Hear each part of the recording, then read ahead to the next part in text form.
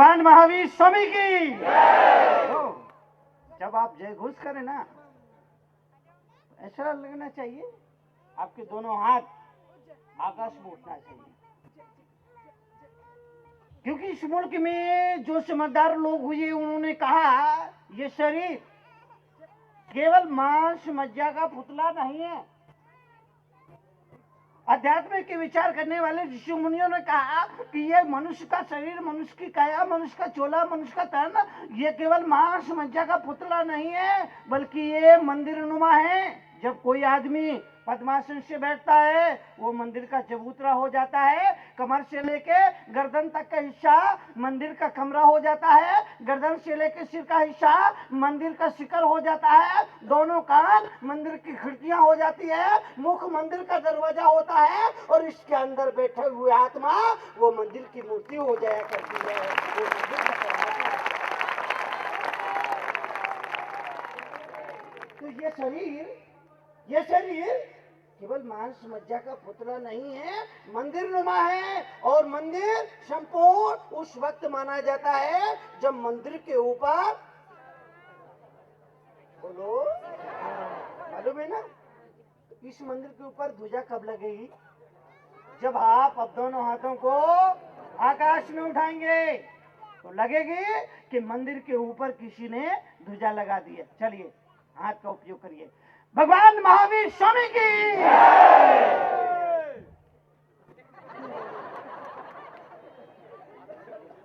नीचे करो। हाथ का उपयोग, जो आदमी परमात्मा की जय घोष हो रही हो और हाथ नहीं उठाता तो भगवान विचार करता है, देखो भगवान का कीर्तन हो रहा है और ये आदमी अपने दोनों हाथ का इस्तेमाल नहीं कर रहा है, तो ठीक है, इसको अगले जन्म में 2 हाथ की जगह 2 पैर ज्यादा। किसको चाहिए 2 पैर ज्यादा? हाथ उठाइए।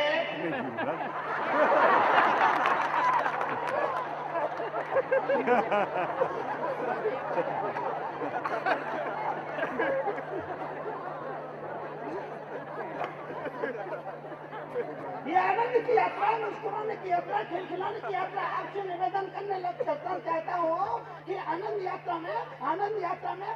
यात्रा का इतना की मतलब होता है, हंसने का वरदान केवल मनुष्य को मिला। 4 गति 84 लाख योनि में केवल हंसने का ईश्वरीय वरदान मनुष्य को मिला। मेरा गति में हंसना उनकी किस्मत में नहीं, देवताओं को हंसने की जरूरत नहीं। अब रही मनुष्य की बात, मैं पूछता हूँ, आपने कभी किसी भैंस को मुस्कुराते हुए देखा? मैं पूछता हूँ, आपने कभी किसी भैंस को रोते हुए देखा होगा, आंसू बहाते हुए देखा होगा? किसी भैंस को, गाय को, बकरी को मुस्कुराते हुए नहीं देखा होगा? और कभी किसी रात के 12 बजे किसी चौराहे पर अगर कोई भैंस मुस्कुराते हुए दिख जाए तो तुम दहाड़ मार के रोगे भू।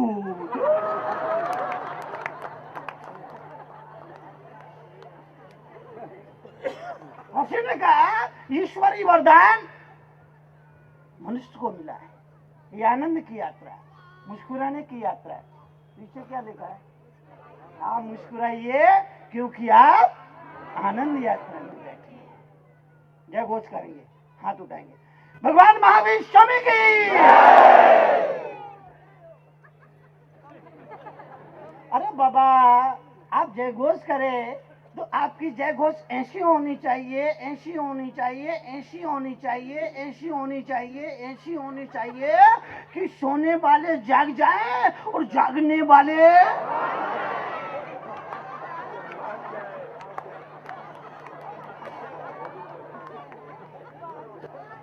अरे भाग जाएंगे तो आनंद यात्रा कैसे होगा?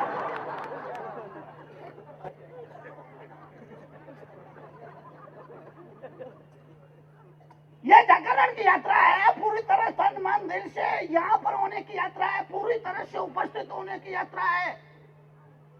इसीलिए जय घोष पूरी चेतना से, पूरे प्राणों से, पूरी हार्दिकता से, पूरे अंतःकरण से, पूरी संकल्प शक्ति के साथ जय घोष होना चाहिए। चलिए ट्राई फिर से करें। भगवान महावीर स्वामी की।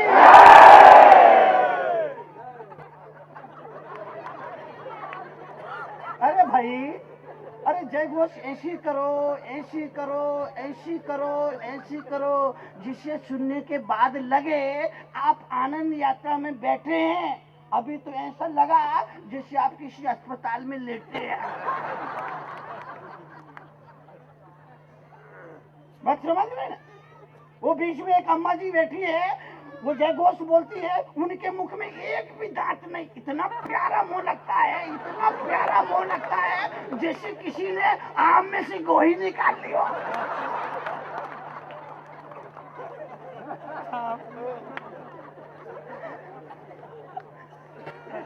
जय घोष, परम पिता परमात्मा की जय घोष, जिसके नाम के उच्चारण मात्र से पापों का क्षय होता है।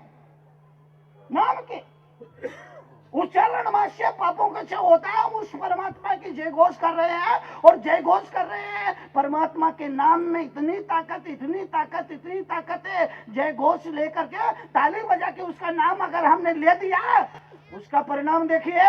एक वृक्ष पर बहुत सारे पक्षी बैठे हैं, वृक्ष के नीचे खड़े होकर कोई ताली बजा दे, पक्षी उड़ जाया करते हैं। इसी तरह ताली बजा के परमात्मा का नाम लो, पाप रूपी पक्षी आत्मा से उड़ जाया करते हैं, हुर्र हो जाए।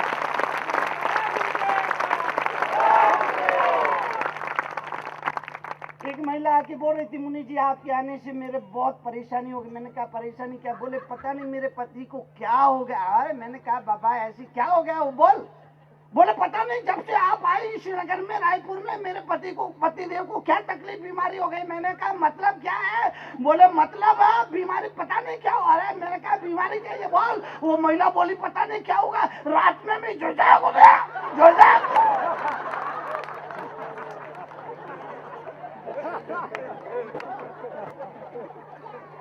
मैंने उस महिला से कहा भगवान, ये सत्संग का नशा है, ये सत्संग का नशा ऐसा नशा होता है, ये सत्संग का नशा या तो चढ़ता नहीं है, चढ़ जाए तो फिर होता है।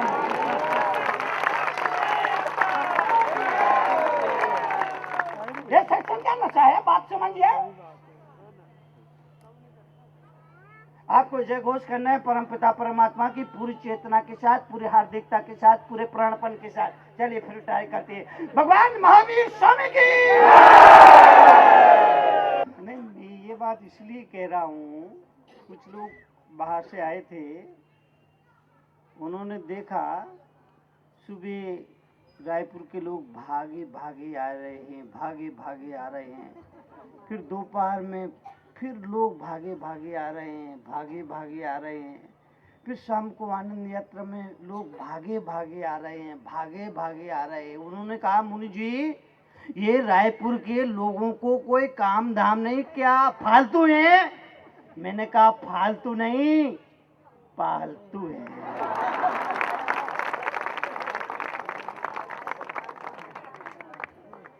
कुत्ते दो तरह के होते हैं, बात को समझना। कुत्ते दो तरह के होते हैं। एक फालतू कुत्ता होता है, एक पालतू कुत्ता होता है। जो पालतू कुत्ता होता है उसके गले में एक पट्टा बंधा होता है। पट्टे की वजह से उसे कोई मारता नहीं है, पकड़ता नहीं है, पीटता नहीं है, छेड़ता नहीं है। लेकिन जो फालतू कुत्ता होता है उसके गले में कोई पट्टा ना होने की वजह से हर आदमी उसे पकड़ता है, मारता है, पीटता है। नगर निगम के लोग पकड़ करके गांव के बाहर, शहर के बाहर छोड़ आते हैं। कई बार नगर निगम के लोग उनको जहर दे दिया करते हैं। निवेदन सिर्फ इतना करना चाहता हूँ, अपने अपने गले में सदगुरु के आशीर्वाद का पट्टा डलवा लेना। दुनिया की कोई तांत्रिक शक्ति अपने गले में परमात्मा के नाम का पट्टा, धर्म ध्यान का पट्टा, भक्ति का पट्टा, वैराग्य का पट्टा, साधना का पट्टा, सदगुरु के आशीर्वाद का पट्टा डलवा लेना। फिर दुनिया की कोई तामसिक शक्ति आपको पकड़ नहीं सकती, आपको अपनी गिरफ्त में ले नहीं सकती।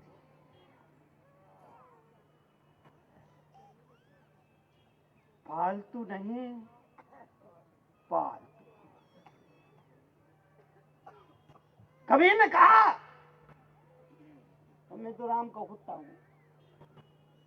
एक श्लोक लिखा, दोहा लिखा उन्होंने कि मैं तो राम का कुत्ता हूँ, दरवाजे पर बैठा रहता हूँ, राम जी आते हैं जाते हैं, आते हैं जाते हैं, दर्शन हो जाया करते हैं। इतना समर्पण, पूरा समर्पण, मन से समर्पण। अभी मैं पिछले दिनों कहाँ थे, चातुर्मास में, नागपुर में शुरू में बैठे हुए थे, बच्चे बात कर रहे थे। बात में जब मैं शुरू में आया, बात में बात करते करते बोले मैडम मैडम मैडम, मेरे को मैडम। स्कूल की आदत है ना बच्चों की, स्कूल में बार बार बोलना। नया नया आया था, पहली बार बच्चे मेरे साथ आए, बात कर रहे थे। वो बात करते करते मैडम मैडम, महाराज जी की जगह मैडम मैडम बोले। चातुर्मास हुआ, जब मैं वहां से निकलने लगा, उस स्कूल की मैडम आए, बोले मुनि जी इन बच्चों को क्या हो गया? बोले क्या हुआ? मैंने कहा क्या हुआ? बोले ये बात में महाराज जी महाराज जी महाराज जी। तो ये सत्संग का असर है। एक समय था मंदिर में होते थे और मन दुकान पे घूमता था। अब हालत ये है कि दुकान पे होते हैं और मन महाराज के इर्द गिर्द घूमता है। ये परिवर्तन है।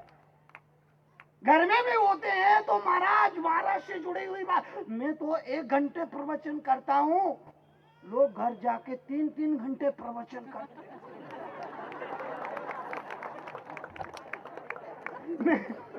मैं तो 1 घंटे बोलता हूँ, लोग घर जा जाकर 3-3 घंटे, महाराज ने ये कहा, महाराज ने ये कहा, महाराज ने ये। अरे 4 दिन में रायपुर में बहुत सारे तरुण सागर पैदा हो गए।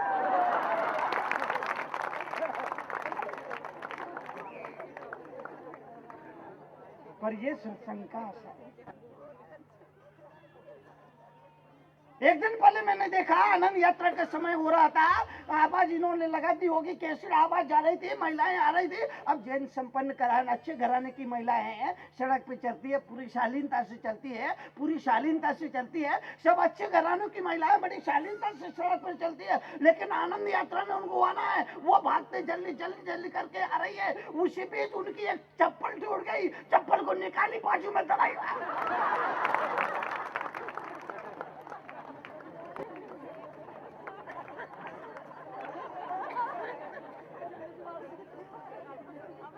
ये भी सत्संग का असर है,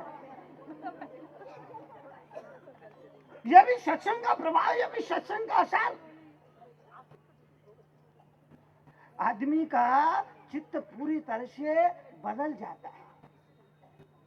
इसीलिए मैंने पहले दिन कहा था कि एक बार माँ बाप होने के नाते आपको लाना और फिर रोज बुलाने का काम मुझ तरुण सागर का होगा, मेरा फर्ज होगा। एक बार युवा, जहां पर आनंद आता है आदमी वहां पर हर हाल में पहुंचता, हर हाल में। एक पर्दा लगा दो, उस पे लिख देना कृपया इसके अंदर झांकना मना है, लिख देना इसके अंदर झांकना मना है। अब आदमी जब तक झांक ना ले, अंदर भले ही गोबर रखा हो, निषेध में आकर्षण होता है, निषेध में आकर्षण होता है। मुल्ला नसरुद्दीन गांव के टंकी पर चढ़ गया और बोला, ओ गांव वालों, मैं कूद कर मरूंगा।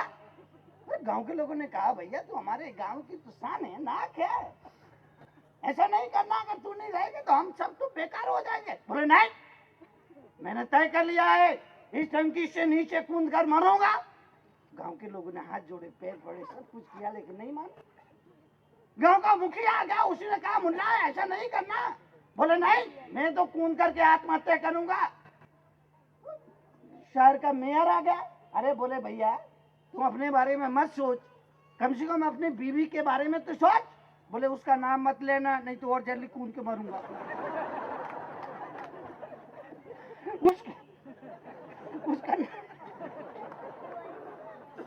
उसका नाम ही नहीं लेना, नहीं तो और जल्दी कूद के मारूंगा। पुलिस आ गई। अरे पुलिस ने कहा, भैया तुम कानून के बारे में सोच, आत्महत्या करना कानून में जो अपराध है, तू वहां से कूद के मरा तो कानून की गिरफ्त में आ जाएगा। मुल्ला ने कहा जब मैं कूदूंगा बचूंगा तब तुम्हारा कानून काम करेगा ना, मैं नहीं जाऊंगा तो क्या कर लेगा तुम्हारा कानून। खट्टर का घूमता घामता आया, उसने देखा ये तो मानने के लिए राजी नहीं है, तो उसने कहा मुल्ला से कहा कि क्या है, बोले मैं कूद करके आत्महत्या करूंगा। तो मुल्ला खट्टर का ने कहा कूदता क्यों नहीं है। वो तो सीढ़ी से नीचे उतारा है, बोले नहीं कूदूंगा। तू कौन होता बोलने का।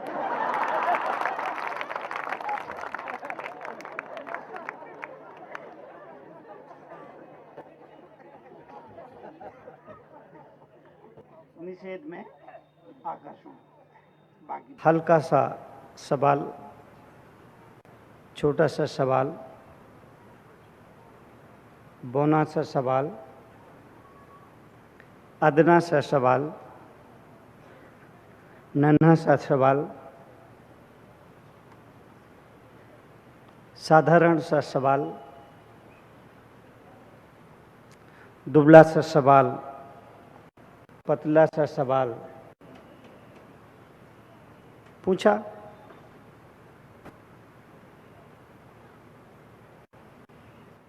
और सवाल इतना ही पूछा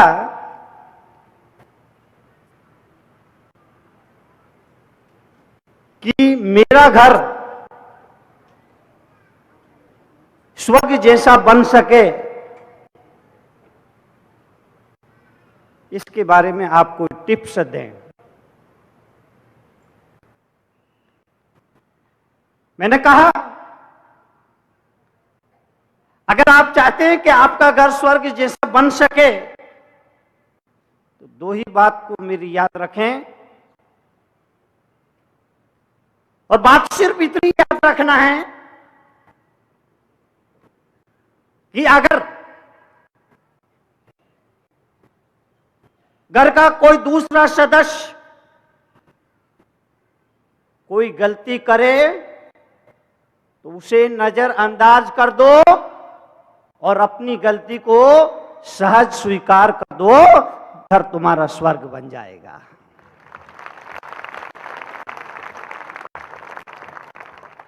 घर का कोई सदस्य कोई गलती करता है, कोई किसी से भूल हो जाती है, उसे नजरअंदाज कर दो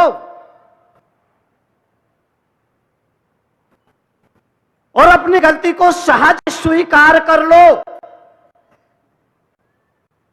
घर स्वर्ग है।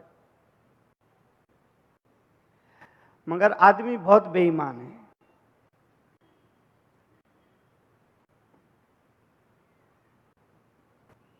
आपकी बात नहीं कर रहा हूं। आदमी बहुत बेईमान है, बहुत बेईमान है, बहुत बेईमान है। दूसरी की